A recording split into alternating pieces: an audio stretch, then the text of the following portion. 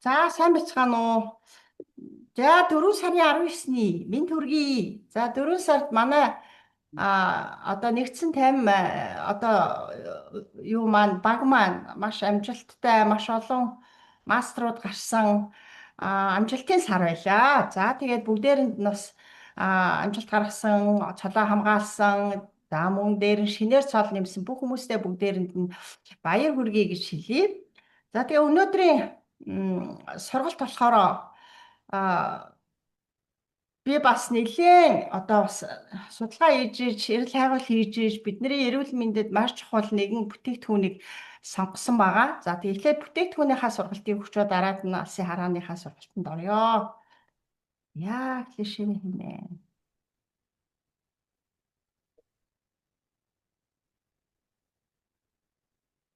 Тэгээ харагдаж байна уу дэлгэц? Харагдаж байна, окей. Харагдаж байна уу? За. За өнөөдрийн миний ярих зүйл бол за эхлээд өөрийгөө танилцуулъя. За намайг Инх Билэг гэдэг. Би Чех улсын Праг хотод ажиллаж амьдардаг. За тэгээ 2022 онд Атомитай одоо бизнесийн болон одоо үйл ажиллагаагаа эхлээд 4 дахь жилдээ орж байна. За бүтээгдэхүүнээ хэрэглээд 4 жил, төвөө нээгээд 3 жил болж байна. Ингээд төвийн удирдагчийн тэгээ багийн удирдагчийн хийгээд ямар цолтой юм хүн байна. За тэгээ өнөөдрийн миний сонгосон бүтээгдэхүүн бол их сонирхолтой бүтээгдэхүүн байгаа. За ямар бүтээгдэхүүн бэ гэхлээр энийг бол бид нар ер нь бол мэдэхгүй баг. За манай Atomic компани 600 гаруй төрлийн бүтээгдэхүүнтэй. За эрүүл мэнд, гоо сайхан, гэр ах үе, өдөр тутмын ингээд цахилгаан бараа гэд маш олон бүтээгдэхүүнтэй. За эдгээр дундаа бид нар эрүүл мэндийн бүтээгдэхүүнүүдийг бол Atomic-ийн эрүүл мэндийн бүтээгдэхүүнүүдийг бол эхний ер нь бол бид нар хүн болгон Atomic-ийн хэрэглэгч болсон бүхий л хүмүүс бүгдээрээ өдөр тутамдаа хэрэглэж байгаа зүйтэй. Гэхдээ маш олон бүтээгдэхүүн байгаа учраас бид нар бүгдийг хэрэглэх одоо бас боломж нь бас хомс байгаа. Европт бас бага хэмжээтэй байгаа. Тийм болохоор бүр зайлшгүй бидний эрүүл мэндэд маш хэрэгцээтэй байдаг бүтээгдэхүүнүүдийг бид нар мэдэж явах нь хамгийн чухал. Мэдээж энэ бүтээгдэхүүнүүд явандаа Европт бас орж ирнэ. Тийм болохоор эхлээд бүтээгдэхүүнийхаа мэдээллүүдийг маш сайн аваад, маш сайн судалгаатай, маш сайн мэддэг байх нь хамгийн чухал гэж бодоод эрүүл мэндэд бидний өдөр тутамдаа хэрэглэхэд айцгүйгээр хэрэглэх дээр нь эрүүл мэндэ хамгаалахад зориулагдсан нэг гайхалтай гоё бүтээгдэхүүнийг сонгосон байгаа. За энэ бол Atomic Glycose Care Banaba буюу Улаанхүү орхитой одоо хоёулангийн хамтд нь одоо нийлүүлж цогц ийм гоё хоёр үйлдэлтэй ийм хоёр одоо ийм найралгаар нэг одоо эрүүл мэндийн нэг одоо зүйлийг шийддэг, хамгаалдаг ийм гоё бүтээгдэхүүнийг гаргасан байгаа. За тэгэхээр энэхүү бүтээгдэхүүн маань цусан дахь сахарын хэмжээг эрүүл түвшинд байлгадаг, дархлааг дэмжих, байлгын гаралтай хүнсний нэмэлт бүтээгдэхүүн буюу хоёр онцгой ургамлын идэвхтэй бодисыг нэгтгээд нэг бүтээгдэхүүнд хослуулсан ийм гайхалтай бүтээгдэхүүн байгаа. За тэгэхээр бид нар биштэй эхлээд энэ бүтээгдэхүүнийг ярихаас өмнө бүгдээрээ цусан дахь сахарын түвшин гэж юу юм бэ гэдэг талаарх ойлголтыг авах ёстой. Дээр нь энд цусан дахь сахарын түвшин яагаад дархлаатай холбоотой байдаг юм бэ гэдэг. Эрүүл мэндийн анхан шатны зүйлийг бүгдээрээ ойлголтыг авах ёстой байгаа. За тэгэхээр цусан дахь сахарын түвшин гэж юуг хэлдэг вэ гэхлээр цусан дахь сахарын түвшин гэдэг нь цусанд агуулгадж байгаа одоо глюкоз буюу сахарын хэмжээг хэлдэг. За тэгвэл энэ одоо цусан дахь одоо глюкоз гэдэг зүйл яагаад бидний биед хэрэгцээтэй байдаг вэ гэхлээр яагаад чухал юм бэ гэхлээр глюкоз бол үндсэн энергийн их үүсвэр. Бидний энергийн ерөөсөө их үүсвэр бол глюкоз. Глюкоз бол цусанд одоо агуулгадж байх ёстой. Ялангуяа глюкоз тарих булчин нойр дотор эрхтнүүдэд одоо энерги авахын тулд глюкозыг хэрэглэдэг учраас маш чухал үүрэг гүйцэтгэдэг байгаа. Тархинд за жишээ нь бид нар сахар хэрвээ энергигүй болох юм бол яадаг вүлээ? Ядардаг, толгой эргдэг, цувалддаг, зүрх савладаг, гар салгалдаг, толгой эргдэг ийм янз бүрийн асуудлууд үүсдэг. Тэгэхээр бид нэр энерги дутагдлаа гэдэг. Тэгвэл бид нэр энерги хаанаас авах ёстой вэ? Тэгэхээр гол нь бидний энергийн гол зүйл маань глюкоз байна. Тэгвэл хэрхэн зохицуулагддаг вэ? Энэ одоо цусан дахь сахарын хэмжээ, энэ глюкоз гэдэг зүйл чинь яадаг юм бэ гэж. Бие махбодод хоёр гол даавар ажилладаг. Энэний нэг нь инсулин. Инсулин яадаг вүлээ? Сахарыг бууруулдаг. Тэгвэл глюкаген яадаг вэ гэхлээр сахарыг нэмэгдүүлж идэг. Энэ хоёр тэнцвэртэй байж ич цусан дахь сахарын түвшин тэнцвэртэй байна гэсэн.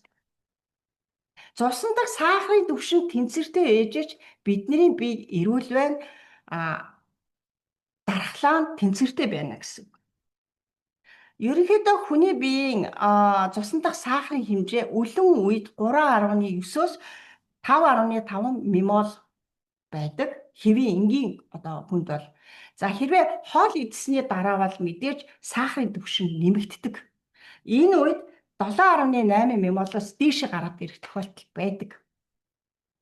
Тэгэхээр яагаад цусан дахь сахарын түвшин өглөө одоо 6 цагаас хойш ямар нэгэн одоо нүүрс ус авахгүйгээр ямар нэгэн хоол хүнс хэрэглэхгүй байжгаад өлөн баахта одоо цусан дахь сахарын түвшин өглөө эрт үздэг вэ гэхлээр энэ өлөн үед байгаа сахарын хэмжээ хэвийн байна уу үгүй юу гэдгийг чинь үздэг юм аа. Тэгэхээр өлөн үед авсан сахарын одоо цусан дахь сахарын хэмжээ хэрвээ 6.9-өөс дээш байх юм бол 5.9-өөс дээш байх юм бол хэвийн бос байна. Одоо 6-аас дээшээ өгсөд явах юм бол та сахарын одоо сахартай байх магадaltaй бол 6.5-аас дээш бол та сахарын шижингийн 1-р үедээ орсон байна гэж үздэг байна.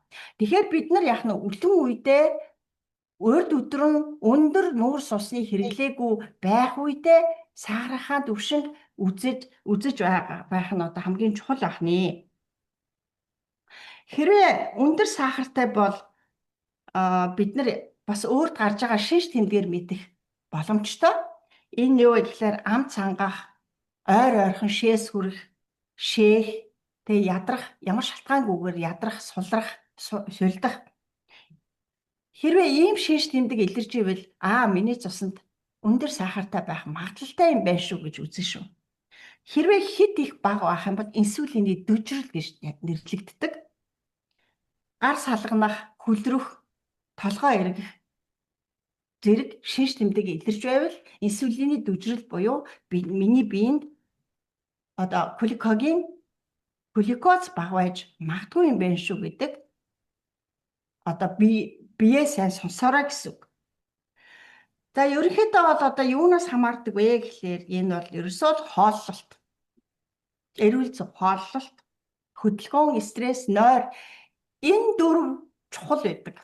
Ерөөсөө энэ дөрвийн одоо савлгаанаас энэ дөрвийн буруу үйл ажиллагаа тэнцвэргүй байдлаас олж цусан дахь сахарын хэмжээ ихсэх, багасах, хэлбэлцэх зүйлүүд гардаг. Тэгэхээр цусан дахь сахар бол ердөө бидний энергийн түвшин гэж ойлгоорой. Хит их биш, хит бага биш, ер нь бол тэнцвэр хамгийн чухал байгаад байгаа. Тэгэхээр орчин үед бол одоо нөгөө эрүүл бус хооллолтууд аюул болцсон байгаа шүү дээ, тэ. Хөдөлгөөний дутагдал ихтэй байгаа. Амьдралын хэм маяг тэр чигтээ өөрчлөгдсөн явж байгаа. Стресс бол одоо өдрө болгон одоо ялангуяа Монголд байдаг хүмүүс бол стрессгүй үе гэж байхгүй байгаа. За цусан дахь сахарын байгалийн тэнцвэрийг алдагдуулж одоо дархлааны тогтолцоог одоо байнга сулруулж идэг юмнууд өдөр тутамдаа бид нар тааралж идэг. Тэгэхээр эдгээр маань ерөөсөө л бидний цусан дахь сахарын түвшин хэлбэлзүүлээд байна. Дээрээс нь дархлаа унгаад байна гэсэн гэж ойлгоорой. За тэгвэл цусан дахь сахар яагаад ихсдэг вэ? Юунаас болдго юм болоо? Тэгэхээр хамгийн нэгдүгээр эрүүл бус хооллолт байна. За энэтэй бол санал нийлэх баг. Эрүүл бус хооллолт. Үйлчилгээний хоолнууд. За жишээлбэл бэлэн хоолнууд тийм ээ. Ялангуяа юу гэдэг лээ нөгөө түргэн хоол гэж ярьдаг шээ. Тийм нөгөө бургер байна, McDonald's, KFC, за тэгээ бэлэн гоймонгууд байна. За дээрэс нь фруктоз агуулсан жимснүүд. Бид нар жимс идэхээр, жимс хэрэглэхээр эслэг өндөр учраас хэрлийн тархалт буюу жингийн илүүдэл буурдаг гэдэг ташаа ойлголт байдаг. Гэтэл яг үнэн чанартай бол хэрэглэж байгаа жимснүүд бол бүгд фруктозтой. Байгалийн фруктоз гэдэг чинь цусан дахь сахарын хэмжээг асар өндөр болгож идэг зүйл. Тэгэхээр ганцхан нэг ширхэг бананыг идэхэд 15 грамм фруктоз агуулж идэг. Байгалийн сахар. За дээрэс нь усан үзэн байнга идээд авах юм бол цусан дахь сахар байнгын өсөлттэй яваад байна. Дараагийн нэг зүйл нь болохоор бидний мэддэг померанж байгаа шүү дээ, тийм. Померанжийг бид нар ингээд шүүсээр нь шахаад уугаад идэг. Тэгэхээр энэ бол тэр чигтээ фруктоз уужна гэсэн. Тэгэхээр бид нар жимсийг зөв хэрэглэх. Жимсийг дангаар нь биш, ногоотой хамт хэрэглэх. Смутиг ногоотой хамт фруктоз ихтэй жимсийг смути хийж уух юм бол байгалийн фруктоз дарагдаад илүү эслэгээр ариун болоод сахарыг тэнцвэртэй байлгаад хэлдэг. Хэрвээ хоол хүнсээрэй гэж байгаа бол. За эсэн ч ихэр ихтэй ийм хоол хүнс ер нь бол тэр муу нүүрс ус буюу энэ гурилан бүтээгдэхүүнүүдийг аль болохоор бага хэрэглэхийг хичээгээрэй та нар маань. За хөдөлгөөн бага.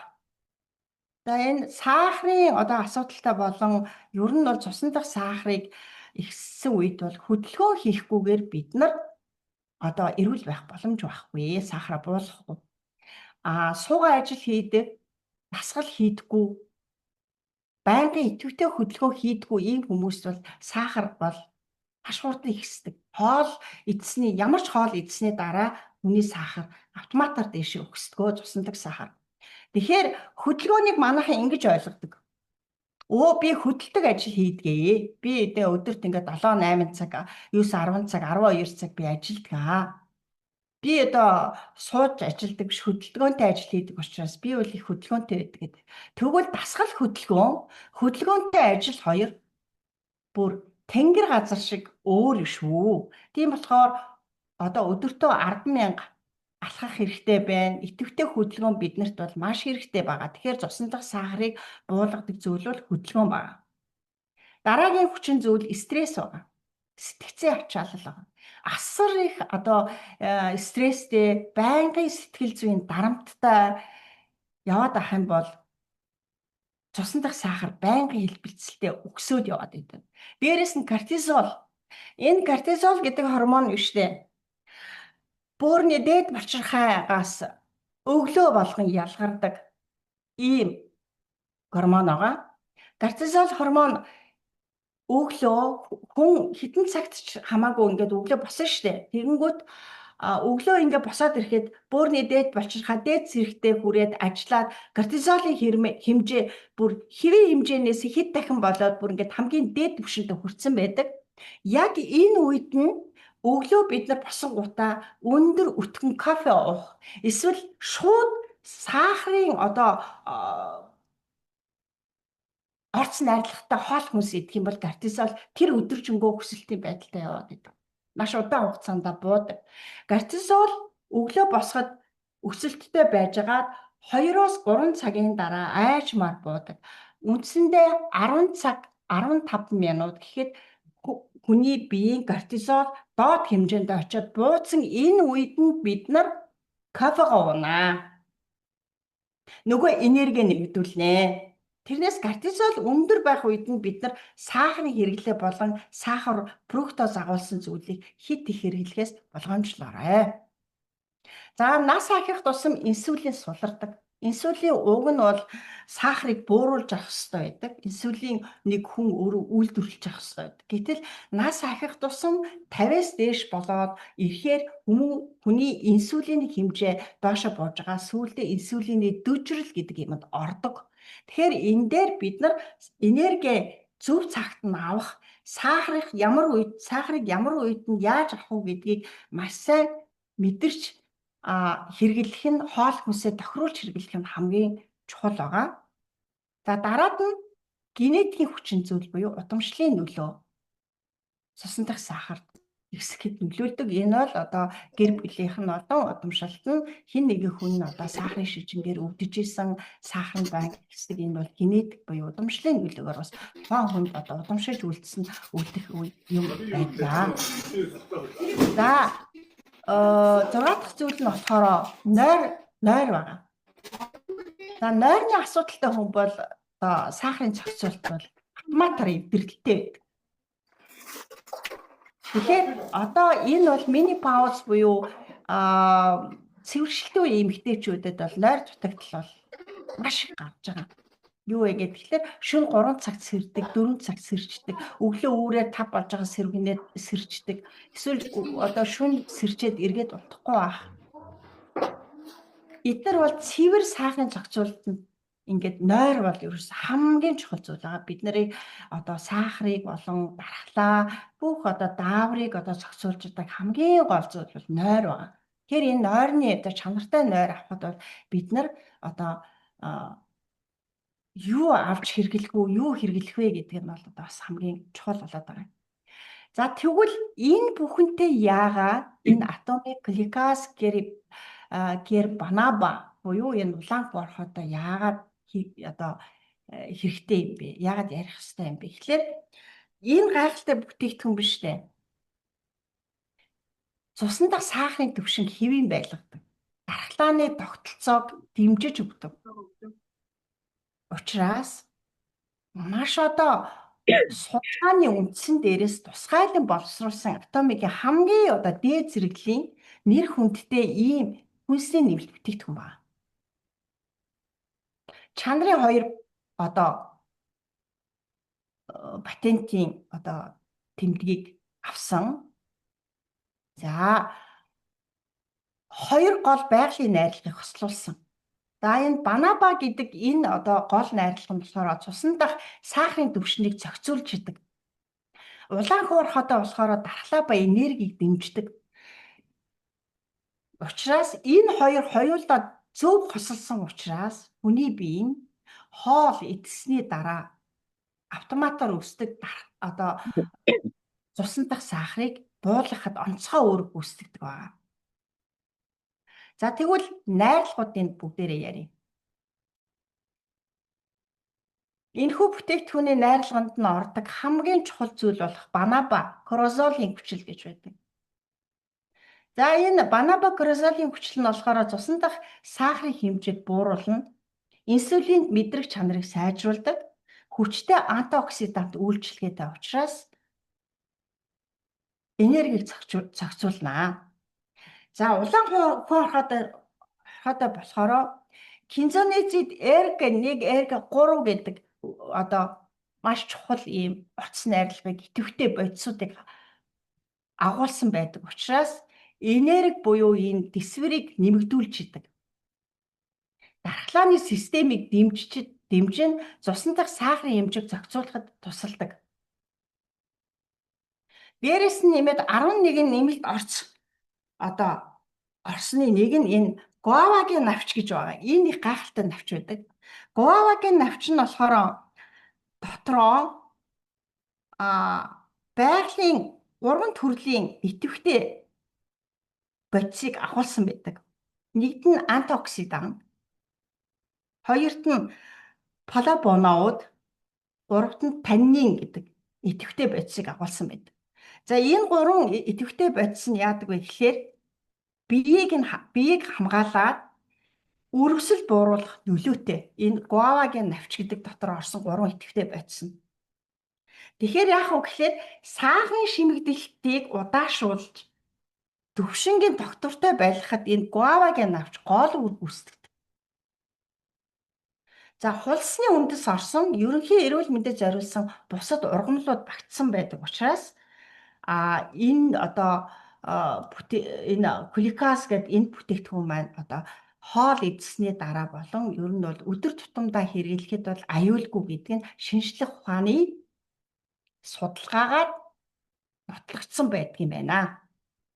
За тэгвэл шинжлэх ухаанаар энэ гурван зүйл энэ гурван зүйлийг оруулаад хийсэн энэ бүтээгдэхүүн яагаад ийм цусан дахь сахарын хэмжээг бууруулад байна вэ гэдэг судалгаа шинжилгээ хийгээд нотлогдсон ийм юмыг би энэ Healthy Line гэдэг ийм мэрэгжлийн шинжлэх ухааны сэтгүүл гэдэг. Энэ Healthy Line мэрэгжлийн шинжлэх ухааны сэтгүүл дээр дандаа ийм судалгаанууд гарч идэг. Нотлогоо судалгаанууд, хийгдсэн судалгаануудыг гаргаж идэг. Энэ дээрээс би олж авсан байгаа. Тэгэхээр эндээс энэ Банабагийн кросолын хүчил нь цусан дахь глюкозын түвшинг бууруулдаг бөгөөд инсулиний үйл ажиллагааг сайжруулдгийг ингээд батлаад гаргацсан байдаг юм байна. Бичсэн ийм судалгаа зөндөө байна. За дээрэс нь улаан хүү орхиодойтой яагаад энэ Банабитай кросолын энэ хүчилтэй яагаад нийлүүлэх болсон бэ гэхлээр дан ганц ингээд цусан дахь сахарын хэмжээг энэ Банаба кросолын хүчил ингэж бууруулаад ингээд цогсоох нь биш, бууруулаад дахиад нэмээд тухайн хүний энергийг үсгэж дархлаагийн дэмжиж тэр субъектив ингэж хамгаалж үлдснээр тухайн хүн эрүүл байх, цусан дахь сахар тэнцвэртэй байхыг хадгалж өгөх нь хамгийн чухал юм байна гэсэн үднээс улаан хүү орхиодойг оруулж ирсэн байдаг. Тэгэхээр улаан хүү орхиодойгийн энэ кинезинозууд нь болохоор дархлааны эсүүдийг идэвхжүүлж идэг. Бие ерөнхий дэсвэр төвчээрийг нэмэгдүүлж идэг учраас олон 10 жилийн клиник судалгаагаар дэмжигдэж батлагдсан байдаг юм байна.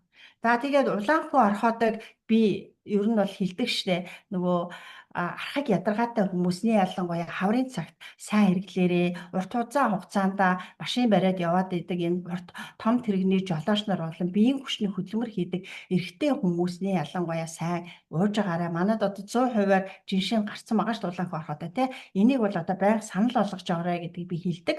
Тэгэхээр улаан хүү орхиодойг энэ хоёр чухал найрлагатай хослуулж ирснээр яасан бэ гэхлээр глюкозын солилцоо болон дархлааны үйл ажиллагаанд шинжлэх ухаанаар баталгаажсан нөлөөтэй юм гэдгийг гаргаад ирсэн байнамаа.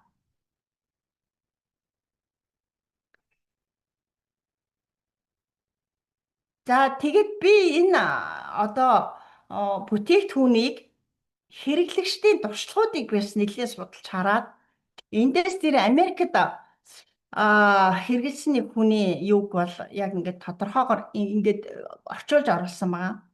Жишээлбэл энэ хүн яасан бэ гэхээр нөгөө өндөр юутай байсан, сахартай байсан. За тэгээд хоол идсэний дараа ингээд нөгөө цусан дахь сахараа ингээд хэмжээд үзэхээр түвшин айгүй өндөр байдаг байсан байна л та.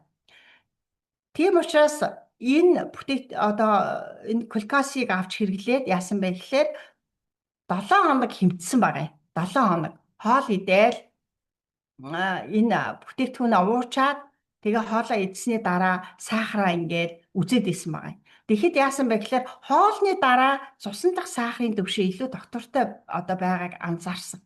Тэгээ үр дүн нь харагдсан. Тэгээ надад маш их сайн нөлөөлсөн гэж бичсэн байсан.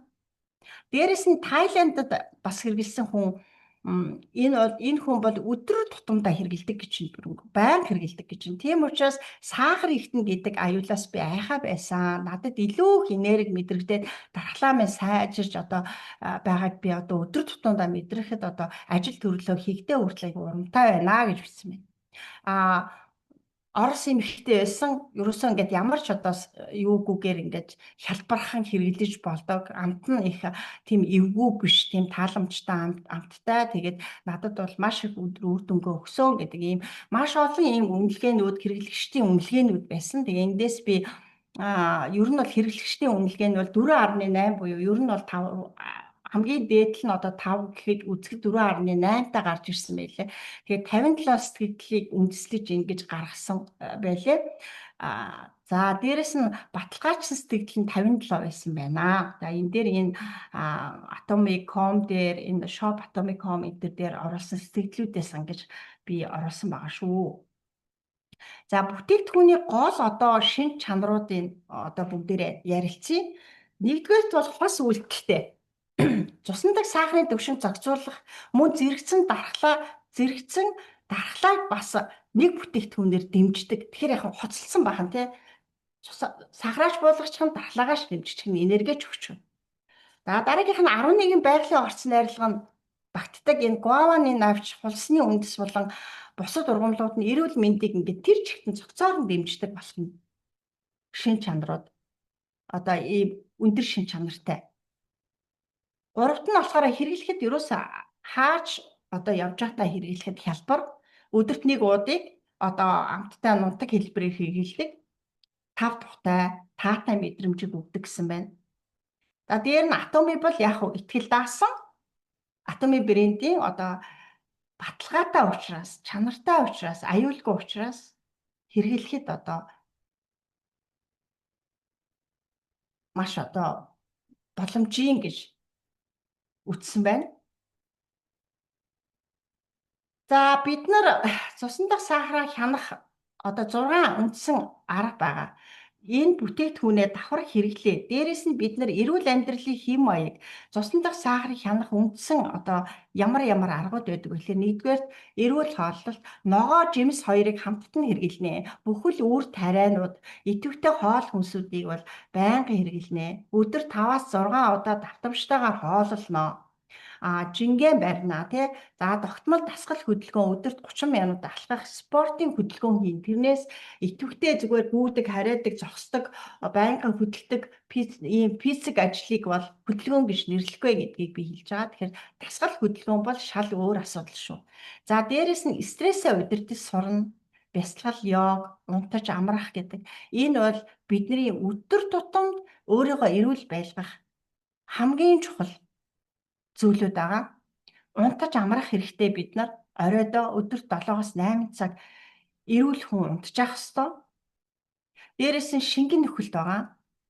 Хүний биеийн физиолог, онцлог, жингийн шалтгаанаас, өндөр намаас нь шалтгаанаад усыг өдөрт хэдэн литр уух вэ гэдэг хүн болгонд харилцан адилгүй. Тэрнээс хүн болгон өдөрт 2-3 литр уув гэдэг бол энэ бол харьцангуй ойлголт байгаа.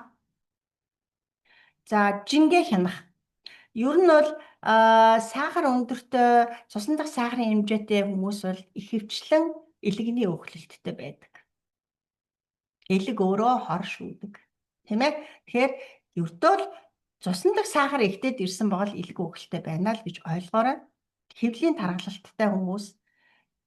За тэгээд нэг дор их хэмжээгээр иддэг хүмүүс. Энэ бүтээгдэхүүн бол маш одоо чухал байгаа шүү. За бүтээгдэхүүний зөвлөх тун нь болохоор 1 уут байгаа өдөрт. Эхлээд багаар хэрэглээд өндөр маш их одоо юу гэдэг сахарын шижингийн одоо 2 буюу 3 дахь ступенд орцсон хүмүүс бол ийм хүмүүс бол одоо зөндөө байгаа. Тэгэхээр ийм хүмүүс байгаа бол эхлээд 1 уутаар хэрэглээд үзээрэй. Тэгтээ манай бүтээгдэхүүн хүнсний нэмэлт эрүүл мэндийг хамгаалах бүтээгдэхүүн ямарваа нэгэн эмийг орлохгүй гэдгийг хүн бүхэн мэдэж ах ёстой. Энд байгаа бизнес эрхэлж байгаа болон бүтээгдэхүүн хэрэглэж байгаа хүмүүс хэрвээ хэн нэгэнд бүтээгдэхүүнийг дамжуулах гэж байгаа бол хэн нэгэнд бүтээгдэхүүнийг зөвлөх гэж байгаа бол эдгээр эмчилнэ гэдэг үгийг ердөө бид нар хэрэглэхгүй. Энэ бол бидний эрүүл мэндийг дэмжих бүтээгдэхүүн, эрүүл мэндээ хамгаалах бүтээгдэхүүн учраас яг зөв алхмаар нь хүмүүст хүргэх нь одоо чухал байгаа. За тэгээ хоолны дараа уух юм бол их зүгээр. Хоолны өмнө бас хэрэглэж болно. Тэгэхээр та ямар хоол идэхээсээ шалтгааллах биш. Та дуртай хоолоо идэж болно. Харин энэ бүтээгдэхүүнээ өдөр болгонд уух юм бол та айх аюулгүйгээр хоолоо хүнсээ хэрэглээд явах нэ. Тэгэхээр айх аюулгүйгээр хэрэглэх ёстой юм чинь гэж нөгөө гурил махаа идэл нөгөө жингээ өксөгдөг, сахар өксөгдөг юмнуудыг байнга идэж уугаад байна гэж гэлж байгаа юм биш. Гэхдээ ер нь хяналттай. Тэ хоолоо идэхдээ хоолны дараа юм өмнө бол байнга хэрэглэнэ. За тэгээд усанд юм уу эсвэл ундаатай одоо халиад хэрэглэж болно.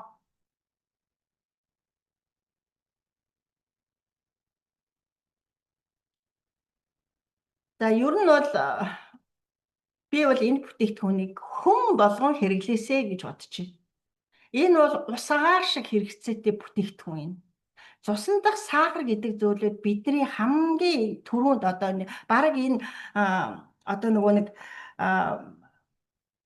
чин илүүдчлээ яана жингээ хасыг гэхээсээ илүү цусан дахь сахар ямар байгаа болоо миний цусан дахь сахар ямар байгаа бол гэдэг дээр хамгийн түрүү санаа зовох зүйл шүү. Тэрнээс жингээ буулгая, туранхай болёо биш шүү. Цусан дахь сахар буугаад эрүүл байна гэдэг эрүүл зүй хоолойд эхлэх юм бол аяндаа биеийн одоо жин буураад эхэлдэг байгаа. Тэгэхээр бидний эрүүл мэндийн түншвэл яатчгүй Atomic Glucose Care Banaba биш шүү. Тэгэхээр цусан дахь сахарын түвшинээ доктортой байлгахыг бүсэгчдэд зориулсан. Тэгээ байгалийн аргаар, энгийн аргаар цусан дахь сахар, глюкозынхаа хэмжээг түвшинд одоо бууруулахад энэ бүтээгдэхүүн маш одоо зөв сонголт байгаа. Мөн дархлаагаа дэмжихдээ улаанхуу ороход дагуулсан байдаг учраас яг нь хосолсон нэг бүтээгдэхүүнээр хосолсон одоо эрүүл мэндэд дэмжих боломжийг бүрдүүлсэн байгаа. За тэгээ байгалийн бүтээгдэхүүн дуртай, хайртай байгалийн бүтээгдэхүүнүүдийг дурлагчдад хэрэглэхийг хүссэн бүх хүмүүст одоо зориулагдсан буюу шинжлэх ухаанаар баталгаажсан үйлчлэгээтэй байгалийн орц найрлагатай чанарын хувьд ямар ч одоо өөрчлөлтгүй ийм гайхалтай бүтээгдэхүүнийг би та бүхэнд өнөөдөр санал болгож байгаа юм шүү. За тэгээд ямар ч үед хизээж одоо энд шинээр орж ирсэн огт хэрэглэж энэ бүтээгдэхүүнийг хэрэглэж байгаагүй эсвэл одоо Atomic-ийн бүтээгдэхүүнүүдийг хэрэглэхийг хүсээд ороод ирсэн шинээр орсон бүх хүмүүст би та бүхэнд одоо хэлэхэд энэ бүтээгдэхүүнүүдийг ямар нэгэн аргаар аваад хэрэглээд үзээрэй. Одоохондоо Европт бол орж ирээгүй. Солонгост одоо байгаа. За тун удахгүй 4 сарын сүүлээр манай төв дээр маань ирэх гэж байгаа. За дээрэс нь асуух ямар нэгэн зүйл байх юм бол ямар ч одоо Atomic-ийнхаа спонсоруудасаа лидерүүдээсээ бүтээгдэхүүнийхаа талаар одоо асууж лавлгаа авч өөрийнхөө мэдээллийг одоо хөгжүүлж аваарай гэж хэлэх байна. За тэгээд өнөөдрөөс та бүхэн маань эрүүл мэндэд анхаарад энэ бүтээгдэхүүнтэй найзлаарай. Хамт эхлүүлээрэй эрүүл мэндийнхаа аяллыг хамтдаа гараарай. Тэгээд цусан дахь сахарыг тэнцвэржүүлж байгалийнхаа глюкозыг одоо хэвийн түвшинд нэмжихийн тулд энэхүү бүтээгдэхүүнүүдийг хэрэглээрэй гэж хэлэх байна. Тэгээд таны сэтгэл ханамж бол одоо хамгийн түрүүнд нэгдүгээр зорилт байх ёстой. Atomic бол чанар үр дүнд одоо байнга баталгаатай өгдөг ийм юу байгаа шүү. Бүтээгдэхүүн байгаа шүү. За дараагийнх нь зүйл. Дараагийнх нь гарч ийн үү? Дараагийн шеэр нь байна уу? Одоо гарч ижээ. Өнөөдрөөс эхлүүлээрэй гэдэг үү? Бишээ манлайллын оргил түрэх зам гэдэг алгуу. Байхгүй, гараагүй. За яаж гараа. За тэгвэл ингээ. Инээсээ би гараад буцаад ахаа шеэр хийе. За бүтээгдэхүүний юу дараад нь бүтээгдэхүүн дээр асуух зүйл байвал та нар асуултаа бэлтгэж байгаарай заа ёо. За одоо би одоо харагдчихна уу? Харагдчихна уу? Харагдаж байна. За өнөөдөр би алсын харааг болохоор ингэж хийсэн байгаа. Бид нар зөвхөн атомигийн алсын хараа гэж ганцхан зүйл дээр төвлөрөх биш. Ер нь алсын хараа гэж юу юм? Энэ дотор удирдагч нар байгаа. Энэ дотор лидерүүд байгаа. Энэ дотор ирээдүйн лидерүүд болон ирээдүйн мастерууд одоо би болох гээд хаанаас яаж эхэлэх вэ? Би яах ёстой вэ гэдгийг мэдэхгүй сууж байгаа зөндөө олон хүмүүс байгаа. Тийм болохоор би энэ бүхэнд зориулаад ер нь бол хувийн хөгжил дээр алсын хараа гэдэг зүйл ямар чухал юм бэ? Дээр нь манлайлал гэж юу юм? Нөлөөлөл гэж юу юм? Удирдагч хүн ямар байх ёстой юм бэ гэдэг талаар нэгдсэн нэг ойлголтыг өгөхөөр ингээд энэ сургалтыг орж байгаа. За энэхүү сургалт болохоор энэ миний өөрийн хувь хүний хөгжлийн манлайллын түвшин гэдэг сургалтын одоо презентац слайдыг яг атомигийн одоо энэ баг хамт олон лидер зориулаад одоо бэлдэж янзалсан ийм слайд байгаа шүү. Тэгэхээр миний хувийн хөгжил дээр тусдаа өгдөг сургалтыг нэг хэсгээсээ яг одоо баг хамт олон одоо яг атомын дээр бид нар юу хэрэгжүүлэх вэ гэдэг дээр ингэж хувьсгаж гаргаж ирсэн ийм слайд байгааг танилцуулж байна. Тэгэхээр энийг зөвхөн одоо хүн болгонд хамаатай ийм зүйл байгаа шүү. За эндээс бас бичиж тэмдэглэх юм гарч ирж магадгүй шүү. Тэгэхээр биднэрт хувийн хөгжил гэдэг зүйл маш чухал байна. За тэгэхээр манлайлалын оргилд хүрэх зам юу байх ёстой юм бэ гэдэг талаар өнөөдөр та бүхэнтэйгээ ярилцъя. За хамгийн нэгдүгээр хувийн хөгжилд хамгийн чухал зүйл вэ? Юу байдаг вэ гэхээр өөрийгөө хөгжүүлэх. Өөрийгөө хөгжүүлж байж манлайллыг бусдад хүргэнэ. Тэгэхээр өөрийгөө хөгжүүлэхэд 3 гол хүчин зүйл байдаг. Хамгийн нэгдүгээр нөлөөлөл. Манлайлалд үзүүлэх нөлөөлөл гэж байдаг. Энэ нөлөөлөл юу вэ гэхээр хамгийн нэгдүгээр хувь хүн таны өөрийн чинь өсөлт хамгийн чухал. Та өөрөө өсөхгүй бол, та өөрөө суралцахгүй бол багийн соёл явахгүй, баг явахгүй, ажлын гүйцэтгэлд шууд нөлөөлдөг. Тэгэхээр хувь хүн суралцах ёстой. Хувь хүн өөрөө одоо юу гэдгийг атомын дээр ярихад хувь хүн өөрөө бүтээгдэхүүнээ хэрэгэлдэг байх ёстой. Хувь хүн өөрөө багийн лидер өөрөө бүтээгдэхүүнийхаа талаар мэдлэгтэй боловсралтай байх ёстой. Дээрээс нь хэлсэн ярьсандаа байдаг байх ёстой. Ажлын гүйцэтгэлээ 100% хийдэг байх ёстой. Ингэж энэ шууд үлгэр дуурайлал энэ нөлөөлөл чинь шууд багийн хамт олонд чинь хүмүүс нөлөөлнө. Тэрнээс бид нар хүмүүсийг өөрчлөх ямар ч боломж байхгүй. Хин нэгэн хүнийг өөрчлөхөд хүсдэг тэр хүн өөрчлөгдөхгүй. Яг л нөгөө байдаг зангаараа л байна. Тэрнээс тэр хүнийг өөрчлөх гэхээсээ илүү би энэ хүнд бусад багийн хамт олондоо ямар нөлөөлөл үзүүлэх вэ гэхээр хамгийн нэгдүгээр суралц, хөгж, өөрийгөө өсөлт, хувийн өсөлтөө сайжруул. Хоёрдугаар стратегийн давуу тал гэж байдаг. Стратегийн давуу тал гэж юу юм бэ? Шинээр чадвар эзэмш. Шинээр чадвар эзэмснээр өөрийнхөө дараагийн одоо өөрчлөлтийг урьдчилан харж чаддаг, оновчтой шийдвэрүүдийг гаргаж чаддаг. Хэрвээ өөрийнхөө чадварыг, ур чадвараа нэмэгдүүлэхгүй нэг бүтээгдэхүүнтэй л эргэлдээл ингээл нөгөө бүтээгдэхүүн бол ганцхан бүтээгдэхүүн яриад авах юм бол чамаас хүмүүс өөр хүлээлт авахгүй шүү дээ, тий? Тийм болохоор яах нь шинээр ур чадваруудыг байнга суралцсан. Тэгэд ирж болох дараагийн одоо өөрчлөлтийг урьдчилан харж сурна. Тэгээ шийдвэрүүдийг зоригтой гаргадаг байх хамгийн чухал байна. Гуравт нь сэтгэл зүйн төсвөр гэж байдаг. За сэтгэл зүйн төсвөр гэдэг бол нэг юм эрсдлүүд ирнэ. Жишээлбэл одоо бүгдээрээ одоо юу дээр шинэ хэрэглэгч нар бүрдүүлэх гээд та 5 хүнтэй уулзлаа гэж бодъё. 5 хүнээс бид нар тавууланд нь татгалцсан хариу сонсно. Энэ бол байдаг зүйл. Энэ бол MLM бизнест ирдэг зүйл. Энэ харилцаанд энэ бизнесийг хийж байгаа хүн болгонд тулгардаг зүйл. 10 хүнтэй уулзсан чи ганцхан хүн за яг би нэг хэрэглээд үзье да гэж хэлж болно. Энэ бол байдаг зүйл. Тэгэхээр энэ бүхэнд унаж ойчоод энэ намайг сонсохгүй юм байна. Би ерөөсө өгдөхгүй юм байна. Би ерөөсө ярьж чаддаггүй юм байна. Би ерөөсө тийм юм байна гэж ерөөсө бодож болохгүй. Энэ бол удирдагч болон энэ лидер хүнд энэ бизнесийг эхлэж байгаа хүнд давж туулах ёстой ихний даваанууд. Энд сэтгэл зүйн бэлтгэл маш чухал. Дээрээс нь хүмүүсээс янз бүрийн дайралтууд ирнэ. Багийн одоо хүмүүс чинь явна, хаяна, сөргөлдөн. Энэ бүх зүйл дээр сэтгэл зүйн бэлтгэл аюулгүй чухал. Дотоож хүчээ одоо нэмэгдүүлэх нь хамгийн чухал байдаг юм аа. За тэгээд өөрийгөө хөгжүүлэхэд хүний амьдралын хамгийн чухал хөрөнгө оруулалт гэж ойлгоорой та нар маань. Өөрийгөө хөгжүүлэхэд хөрөнгө оруулаагүй хүн бол нэг байрандаа эргэлдээд гацдаг. Яагаад гэвэл өөрийгөө хөгжүүлснээр нэгдүгээрт орлого бий болно. Боломж чинь нэмэгдэнэ.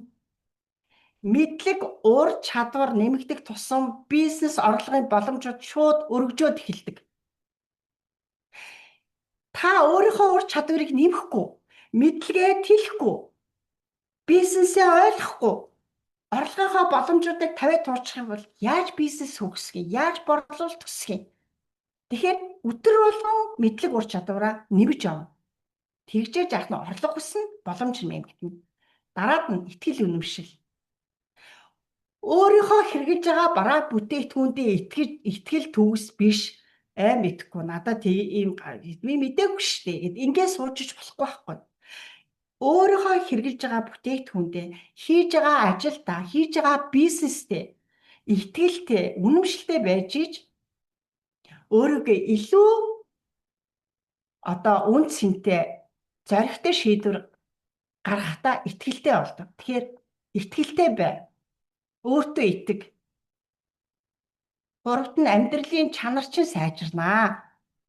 Мэдлэг ур чадвартай болоод итгэл үнэмшил нэмэгдээд ирэхээр яах вэ? Сэтгэлгээ чинь өөрчлөгдөнө. Харилцаа чинь сайжирна.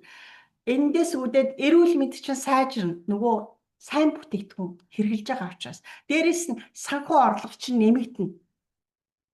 Дээрээс нь гэр бүл үр хүүхдэд чинь илүү сайн сонголтууд бий болж эхэлнэ. Тэгэхээр зөв сонголтуудыг бид нэр хийгээ сурчна гэсэн. Харилцаа эрүүл болно. Яагаад тэгэхээр бид нар зөв сонголт хийж идэж ууж байгаа учраас эрүүл мэнд сайжрах уу? Гэр бүл эерэг болох уу болно, санхүү өснө. За тэгэхээр хамгийн сүүлж байгаа нь болохоор өөрчлөлтөнд дасан зохицох чадвар. Аливаа нэг зүйлийг өөрчлөгдөхөд түүнтэйгээ дасан зохицох. Тэгэхээр хэрвээ та өөрчлөгдөж байгаа л бол дэвжин. Хэрвээ өөрчлөгдөхгүй хөгжихгүй бол хоцорно. Хөгжсөн хүн л боломжийг олж харна. Хөгжөөгүй хүн бол яг тэр дундаа л гацаал үлддэг. За бидний бизнесийг дээрэс нь удирдагч хүнд тулгардаг 3 том эрсдэл байдаг. За энийг хүн болгон бичиж аваарай. Би бүр хэлье. Энийг бол одоо жишээлбэл одоо ингээд мастер болоод sales master, diamond master одоо юу байдгийг ингээд мастер болоод нэг ранг ахин гутаа за одоо болцсон. Одоо би мастер хамгаалсан юм чинь ингээд ажичдаг. Би нөгөө өмнө нь мастер хамгаалахдаа өчнөө ирч хүчтэй байсан тэр ирч хүчээ шууд ингээд тавиад ингээд санаа амраад ингээд суудсан. Тэгэхээр ганцхан sales master бидний зорилго биш шүү дээ. Бид нар өөр юм харж энэ бизнесийг хийж байгаа шүү дээ, тэ? Тэгэхээр юу удирдагч нарыг, юу бизнес эрхлэгч нарыг зогсоод байгаа гэхлээр нэгдүгээр мэдлэгийн хоцрогдол зөрүүтэй байдал. Яг чамайг ингээд зогсон байдал байлгана. Нэгдүгээр хуучирсан арга барилаар ажиллахгүй. Бид нар хүмүүсийн өмнөөс юм хийж өгөөд алиби хийгээд өгчийгээл ингээл гүгээд байх өөрийнхөө мэдлэгийг тэлэхгүйгээр нэг бүтээгдэхүүн хоёр бүтээгдэхүүнийг мэдэхгүйгээр өөрийнхөө мэдлэгийн хүрээг тэлэхгүйгээр ганцхан юмтайгаа эргэлдээд авах юм бол чамаас суралцах танай багийн хамт олон өсөхгүй чи өөрөө ч өсөхгүй. Тийм болохоор мэдлэгийн хоцрогдол хүмүүсийг яг зогсон байдал байлгадаг. Дээрээс нь багийн бүтээмж болон ажлын урсгал бүр шууд нөлөөлдөг. Яа тэгэхээр багийн бүтээмж яадаг вэ гэхээр лидер ямар байна? Яг одоо юу гэдэг багийн удирдагч байнгын идэвхтэй байнгын одоо шинэ мэдлэгээр ингээд өгөөл байнга бүтээгдэхүүний мэдээлэл маркетинг ингээд бүх юмнуудыг хэлж яриад хахаар баг өөрөө ингээд гоё ингээд цэцэглээл ингээд хүмүүс ингээд одоо хаана одоо яаж тийм ороод ирсэн бэ гэдээ ингээд ундаг. Гэтэл яадаг вэ гэхлээр бүтээмж зогсоол ирэнгүүт яг ажилчин нам зогсоод баг өөрөө мураад ирдэг. Нэгдүгээр, хоёрт нь алсын харааны дутагдал. Бид нэр өнөө маргаасаа л хараад идэг. Өнөөдөр хэдэг авах уу? Хэдэн евро цалин өгөх үү? Одоо sales master хамгаалах хэдэн евро өгөх үү?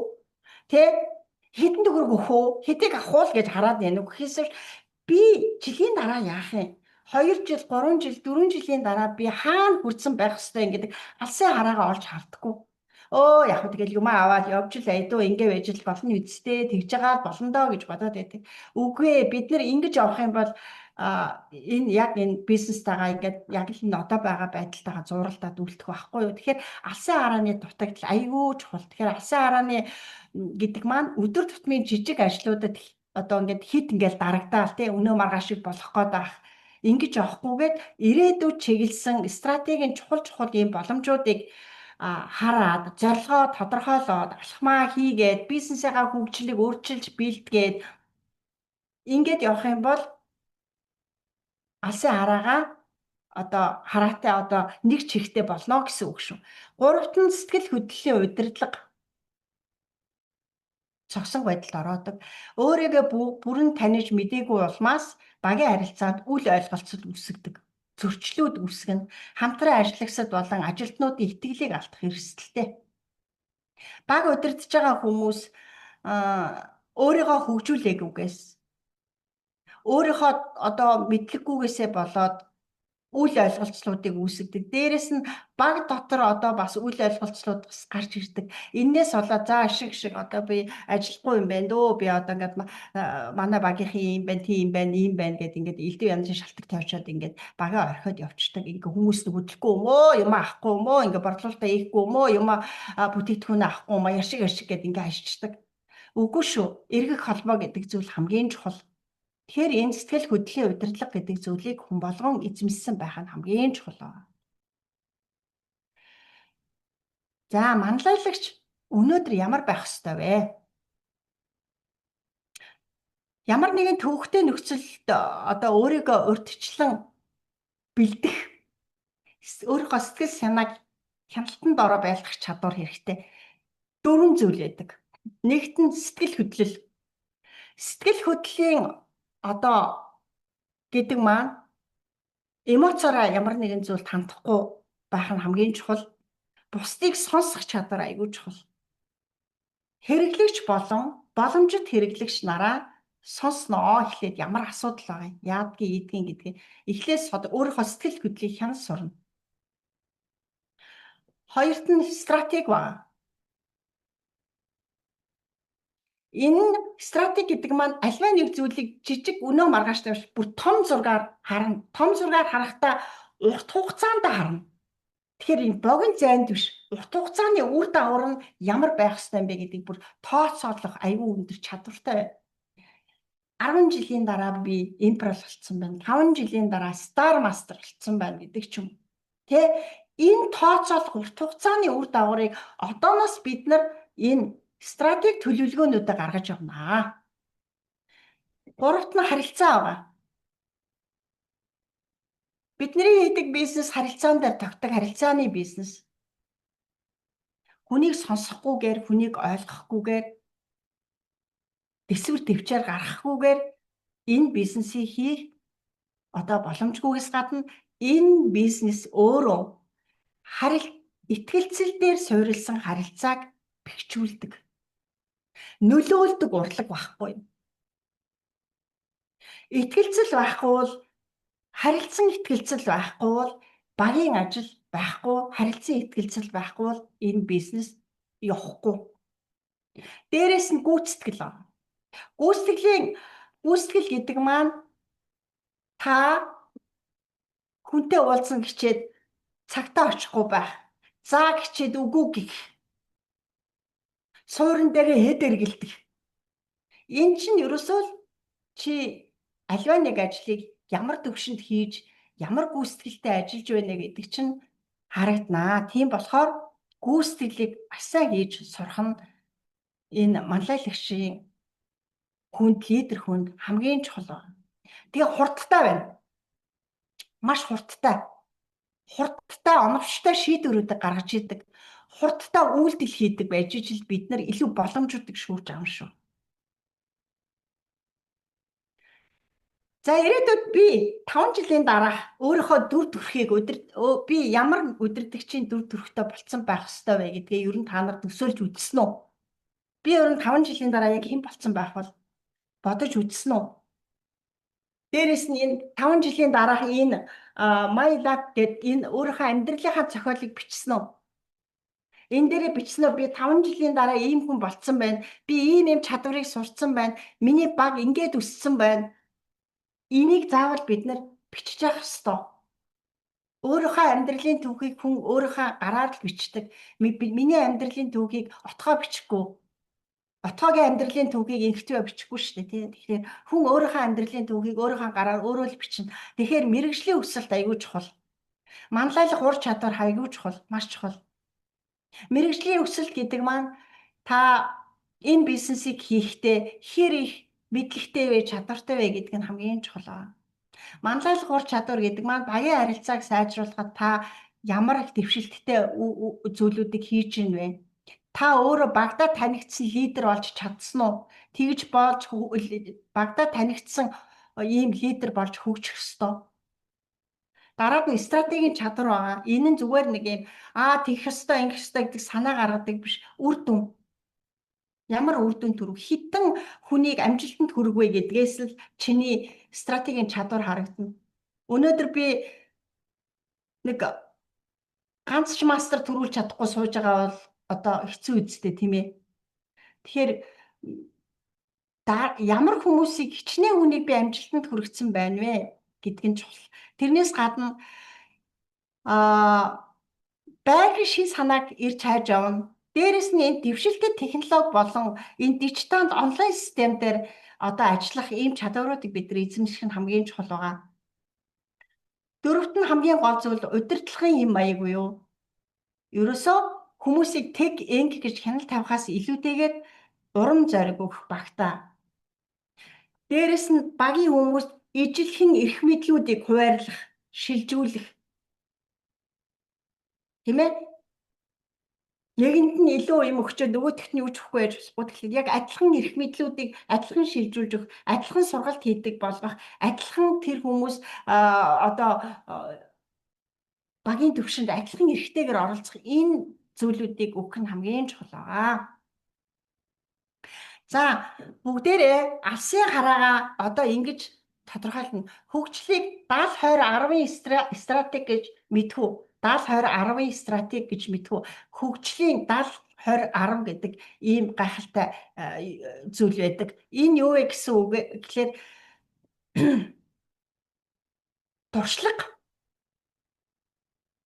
70%. Нэгдүгээр хийж сурна, өөрөө борлуулалт хийх, хүмүүстэй ярилцах, алдаа гаргаж сурах. Энэ 70% байна. Хамгийн их өсөлт энд явагдчихэдэг 70% нь. Мэдлэг гэсэн үг байхгүй юу? За, хоёрт нь бусдаас суралцах. Бид нэр хин нэгнээс суралцахаар мэдэхгүйдээ хүнээс асуух гэдэг нь өөрөө доошоо орчих гэдэг ингээд байдаг нэг ийм тал байдаг. Энэ бол манай монголчуудаар айгүй харагддаг. Энийг олон хүнтэй ажиллаж байгаагийн хувьд бол би мэднэ. Юм хэлэхэд ойлгож байгаа, мэдж байгаа гэдэг. Тэгээд дараад нь юу ч мэдээгүй явж идэг. Тэгэхээр энэ бусдаас суралцсан гэдгээс ичиж өрөөсө болохгүй. Асууж байнга. Энийг заагаад өг. Энийг чинь би мэдэхгүй байна. Энэ ур чадварыг бид нар хийх нь хамгийн чухал. Тэгэхээр бусдаас суралцах нь 20% байх ёстой. Академик сургалт буюу сонсох, унших, сургалт, ном, видео одоо бидний Вандай семинар, Success Academy, подкаст сонсох, байнга одоо Atomic-ийн талаарх маркетингийн видео бичлэг энэ төр үзэх эдгээр чинь академик сургалтанд ордгийг. Тэгэхээр өдөр тутамдаа энийг бид нар одоо хийж байгаа нь хамгийн чухал байгаа. Тэгэхээр жинхэнэ хөгжил гэдэг нь болохоор зүгээр одоо ингээд сурах биш, сурсан зүйлээ хийж үзээд дадал болгох явцыг хэлдэг байгаа. Тэгэхээр эхлээд мэдлэг гэдэг маань эхлэл гэсэн. Үйлдэл хамгийн чухал, энэ нь үр дүн авчирнаа. Үйлдэл хийсэн хүн үр дүн авна шүү дээ. Тэгэхээр үр дүнгээ үзсэн хүн чинь дадлаа хийгээд эхлэнэ үсттэй байнгын дадалтай болно. Дадал хийгээд эхэлсэн хүн амжилтанд хүрнэ, тий? Санал нийлж гэнэ үү? Миний ярьж байгааг ойлгож байна. За дараагийнх нь хөгжлийн одоо дууслаа. Хөгжлийн замнал буюу талан алхам, 5 алхамд стратегийн төлөвлөгөө. За бид нэр одоо яг алсын хараагаа яг энэ 5 зүйлээр тодорхойлно шүү. Нэгдүгээр алсын хараагаа тодорхойлох. Хамгийн нэгдүгээр алхам, 5 алхам стратегийн төлөвлөгөө. Энэ нь би хаана хүрэх вэ гэдэг тодорхой юутай байна. Хугацаатай байна. Тоотой байна. Тоон үзүүлэлттэй байна. 1 жил юм уу, 3 жил юм уу, 5 жилийн зорилго. Орлогчийн хэд байх ёстой. Хэдэн PV оноо хийсэн байх ёстой. 1 сарда 1 жилийн дараа хэд яатсан байх ёстой. Багийн хэмжээ маань одоо нэг 10 хүнтэй байгаа. Би сарын дараа 20 хүнтэй болно гэдэг ч юм уу. Тоон үзүүлэлт аягүй чухал байдаг алсын хараан дээр. Дараад нь зорилго тавих байгаа. Энэ дээр смарт зарчмыг ашиглаж хөгжлийн одоо өөрийнхөө энэ юуг зорилгоо тавих юм бол айгүй өндөр үр дүнтэй байдаг. Аль хаана хүрэх гээд байгаа зорилго чинь тодорхой байх ёстой. Тодорхойгүй байснаас болоод хүн урагшаагаа явж чадахгүй. За нөөц бүрдүүлэх буюу энэ сургалтуудыг авна. Бид нэр хин нэгнээс суралцах спонсорууд, маструудаасаа байнга суралцсан. Тэднээс асуун. За дээрэс нь сургалтанд одоо байнга хамрагдана. Өөрийгөө хөгжүүлэх цаг хугацааг нарийн төлөвлөж гаргаж ирнэ. Дөрөвт нь хэрэгжүүлэх. Бид нэр сурсан зүйлээ яг өөрийнхөө амьдрал дээр баг хамт олон дээр өөр дээрээ яаж одоо өдөр тутмынхаа үйл ажиллагаанд хэрхэн яаж хэрэгжүүлэх вэ гэдэг чинь хувь хүнээс өөрөөс нь маш их одоо ийм зүйл шалтгаалдаг. Эннээс үүдэлтэйгээр бодит үр дүн чинь харагданаа. Тавт нь эргцүүлэл байгаа. Энэ болохоор сар бүр би үнэхээр ахиж гин үү? Би үнэхээр дэвшчихв эсвэл буураад байна уу гэдгээ сар болгоно дүгнэ өөрийгөө. Өөрийнхөө ажлыг сарын сүүлд байнга дүгнэж байна. Төлөвлөгөөг байнга шинжилж, сайжруулж дүгнэлт хийж явж идэг. Бид нэр өөрийгөө дүгнэж, өөрийнхөө ажлыг дүгнэхгүйгээс болоод алдаад яваад идэг. Юун дээр яагаад алдаад байгаагаа мэдэхгүй явдаг. Тэгэхээр амжилтын хэмжүүр маань одоо ийм 4 чухал үзүүлэлт байдаг. Энэ хайчив. Үйлдэлийн кафе буюу энд гүйцэтгэл гэж байдаг. Гүйцэтгэлийн одоо гүйцэтгэл хамгийн чухал байдаг.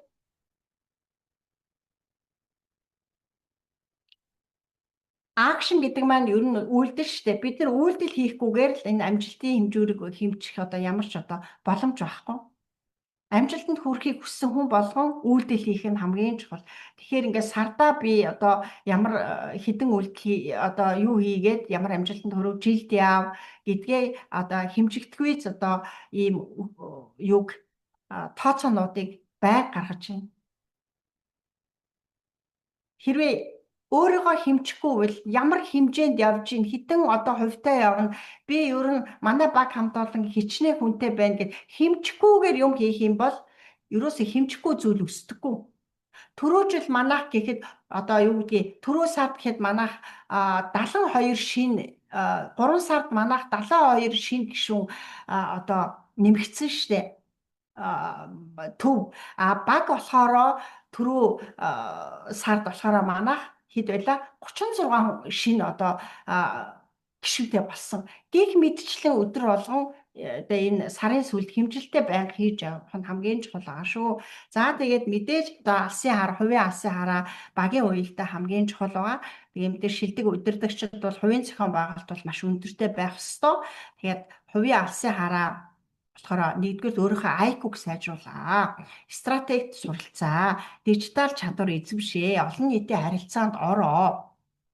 Тэгэхээр IQ-г сайжруулснаар багийн уур амьсгал сайжирч одоо баг доктортой байдаг.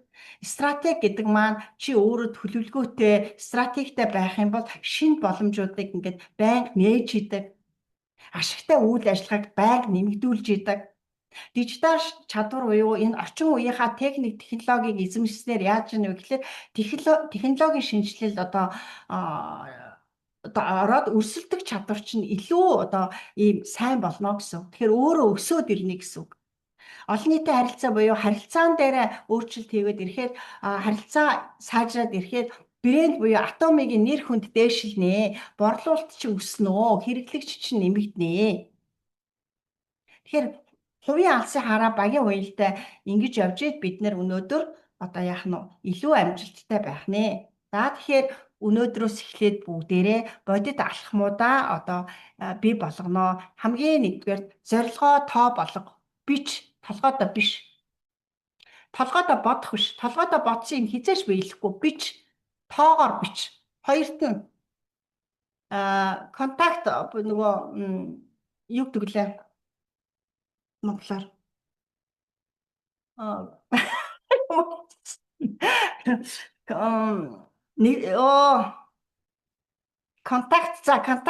контакт лист гарга. Холбогдох хүмүүсийнхаа нэрсэн жагсаалтыг гарга. Утсаа нээгээд 30-аас 50 хүний жагсаалтыг бич. Гэхдээ энэ хүн болно, энэ хүн чадвартай, энэ хүн ингэн гэж биш. Сонгохгүйгээр бүгдийг бич. Сонгохгүйгээр бүгдийг нь бич. 30-аас 50 хүний нэр бич. Гуравт нь танилцуулга хий өнөөдрөөс эхлээд. Энэ танилцуулга хийхдээ энэ өстой гоё бүтээгдэхүүн аваарэ. 30 евро, 3,000 төгрөг ингэж зарах биш. Энэ бүтээгдэхүүн ямар үр дүнтэй, чиний ямар асуудлыг шийдэх юм, яагаад хэрэглэх ёстой юм гэдэг танилцуулга хий. Би атомыг хэрэгэлдэг, би атомигийн ийм хүн байна гэдгээ өөрийгөө танилцуул. Тэгээ дараад нь бүтээгдэхүүнээ танилцуул. За дээрэс нь би нэг зүйл хийлээ. Бид нар нэг хүн шинэ хүнтэй уулзсангуудаа ингээд амар их мэдээлэл өгчдөг. Нэг удаа ингээл ярихдаа ингээд 3, 4, 5, 6 одоо ингээд бүтээгдэхүүний талаар ярьчихсан. Нөгөө хүн чинь толгой нэргээд ингээд ямар бүтээгдэхүүн сонхоо мэдгүй. За ашиг болио байл. Энэ яриа нь хурдан дуусаасаа гэд ингэждэг. Тийм болохоор биш нэ.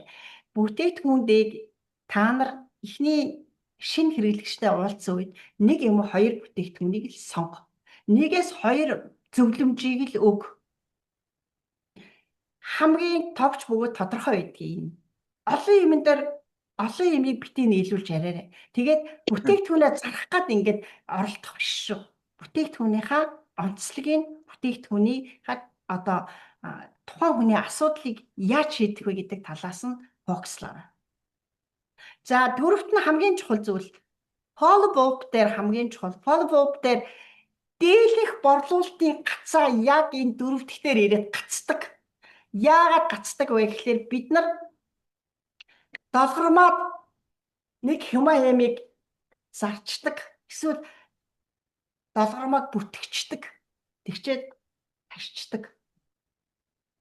Энэ follow-up гэдэг маань тухайн хүнтэй эргэж холбогдоогүйгээсээ болоод тэр хүн шийдвэр гаргаж чаддаггүй. Энэн дээр борлуулалт нам цосдог.